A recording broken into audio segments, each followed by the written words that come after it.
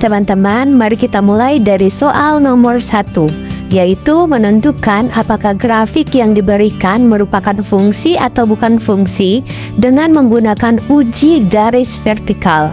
Nah, pada soal nomor 1, kita diminta menentukan apakah 5 grafik yang diberikan merupakan fungsi atau bukan fungsi, serta memberikan alasannya untuk menentukan suatu grafik merupakan fungsi atau bukan. Di sini saya menggunakan uji garis vertikal. Jika garis vertikal hanya memotong grafik di satu titik, maka grafik tersebut merupakan fungsi. Sebaliknya, jika ada garis vertikal yang memotong grafik lebih dari satu titik, maka grafik tersebut bukan fungsi. Lanjut ke grafik A. Fungsi. Pada gambar pertama, grafik tersebut merupakan fungsi.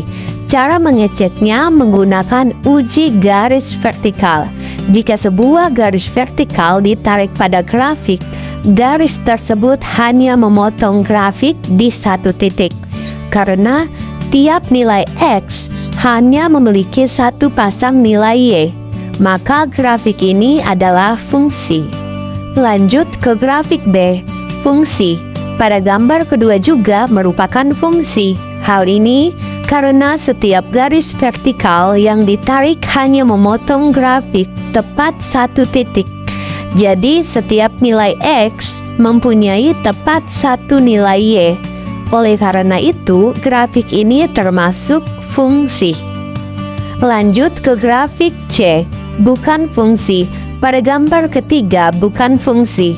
Jika ditarik garis vertikal, misalnya pada X sama dengan 2, garis tersebut memotong grafik di dua titik yang berbeda. Artinya, satu nilai X mempunyai dua nilai Y. Karena tidak memenuhi syarat fungsi, maka grafik ini bukan fungsi. Lanjut ke grafik D. Fungsi. Pada gambar keempat merupakan fungsi. Setiap garis vertikal hanya memotong grafik di satu titik. Dengan demikian, setiap nilai X hanya memiliki satu pasang nilai Y. Jadi, grafik ini adalah fungsi. Nah, lanjut ke grafik E. Bukan fungsi. Pada gambar kelima ini bukan fungsi. Jika ditarik garis vertikal pada X sama dengan 4, garis tersebut memotong grafik pada dua titik, yaitu titik atas dan titik bawah. Karena satu nilai X memiliki lebih dari satu nilai Y, maka grafik ini bukan fungsi. Selanjutnya, saya akan membahas soal nomor 2, yaitu menentukan sifat suatu relasi dan fungsi. Apakah termasuk fungsi, injektif, subjektif, bijektif, atau bukan fungsi? Pada soal nomor 2, bagian A diberikan relasi R sama dengan pasangan berurutan 1 ke P, 2 ke Q, 2 ke L, dan 3 ke S dari himpunan A ke himpunan B. Nah, jawaban saya adalah bukan fungsi. Kenapa bukan fungsi? Alasannya karena anggota domain yaitu angka 2 dipetakan kedua anggota kodomain yang berbeda, yaitu Q dan R. Padahal syarat fungsi adalah setiap anggota domain harus dipetakan tepat ke satu anggota pedoman. Karena syarat tersebut tidak terpenuhi, maka relasi ini bukan fungsi. Nah, pada soal nomor 2 bagian B diketahui fungsi F dari himpunan bilangan bulat perhimpunan bilangan bulat dengan aturan F dari X sama dengan 2X. Jawaban saya adalah fungsi ini injektif atau satu-satu. Alasannya karena setiap nilai X yang berbeda menghasilkan nilai F dari X yang berbeda. Jika 2 kali X 1 sama dengan 2 kali X 2, maka diperoleh X1 sama dengan X2. Jadi fungsi ini bersifat injektif. Fungsi ini bukan subjektif karena terdapat bilangan ganjil pada kodomain seperti 1, 3, dan 5 yang tidak memiliki pasangan dari domain. Hal ini karena hasil 2 kali X selalu berupa bilangan genap. Jadi, fungsi ini injektif tetapi bukan subjektif.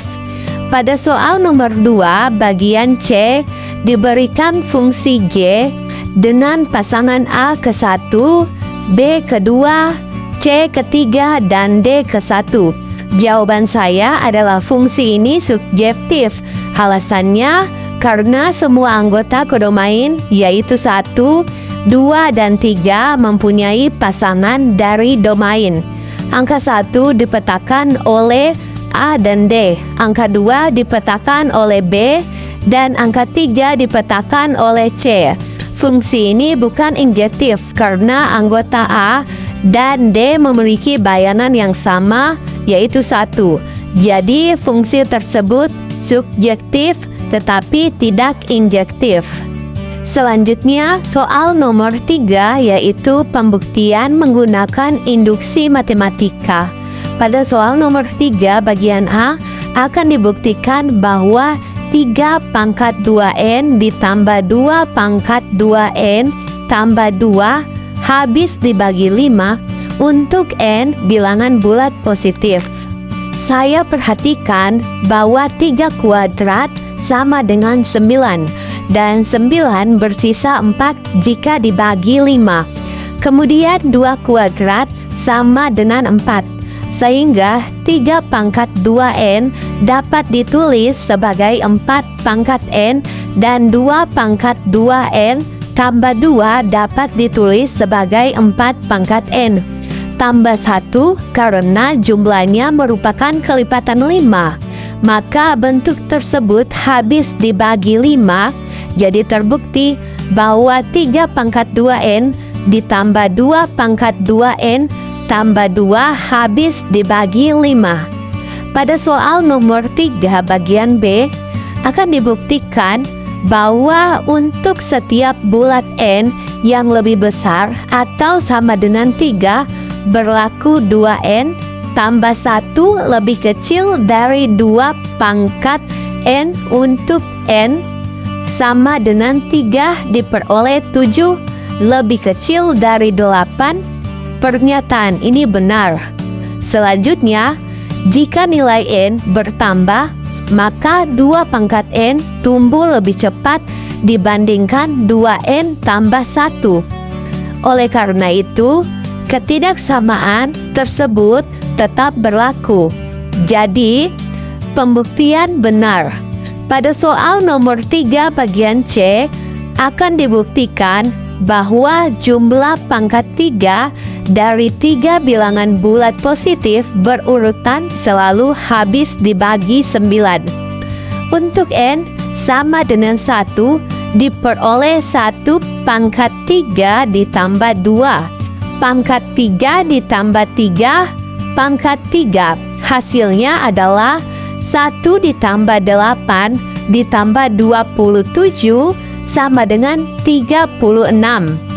Karena 36 dibagi 9 sama dengan 4, maka 36 habis dibagi 9.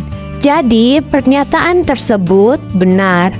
Selanjutnya soal nomor 4 tentang pertumbuhan koloni bakteri menggunakan metode rekursif. Pada soal nomor 4 diketahui koloni bakteri mula-mula berjumlah 5 bakteri dan setiap 1 jam jumlah bakteri menjadi 2 kali lipat. Diketahui P0 sama dengan 5 dan Pn sama dengan 2 kali Pn kurang 1. Pada jam pertama P1 sama dengan 2 kali 5 yaitu 10. Pada jam kedua, P2 sama dengan 2 kali 10, yaitu 20. Pada jam ketiga, P3 sama dengan 2 kali 20, yaitu 40. Pada jam keempat, P4 sama dengan 2 kali 40, yaitu 80. Jadi jumlah bakteri setelah 4 jam adalah 80 bakteri. Selanjutnya, soal yang terakhir, soal nomor 5, yaitu menentukan solusi persamaan diopantin 312 X ditambah 70Y sama dengan 2. Pada soal nomor 5, diberikan persamaan 312 X ditambah 70Y sama dengan 2. Saya menggunakan algoritma Euclide. 312 sama dengan 4 kali 70 ditambah 32. 70 sama dengan 2 kali 32 ditambah 6. Dan 30 sama dengan 5 kali 6 ditambah 2. Kemudian dilakukan substitusi balik, diperoleh 2 sama dengan 32 dikurangi 5 kali 6. Selanjutnya diperoleh 2 sama dengan 11 kali 32 dikurangi 5 kali 70. Kemudian diperoleh 2 sama dengan 11 kali 312 dikurangi 49 kali 70. Dengan membandingkan persamaan tersebut dengan persamaan awal, diperoleh X sama dengan 11 dan Y sama dengan negatif 49. Jadi, salah satu penyelesaian persamaan tersebut adalah X sama dengan 11 dan Y sama dengan negatif 49. Demikian penjelasan penyelesaian soal UAS Matematika.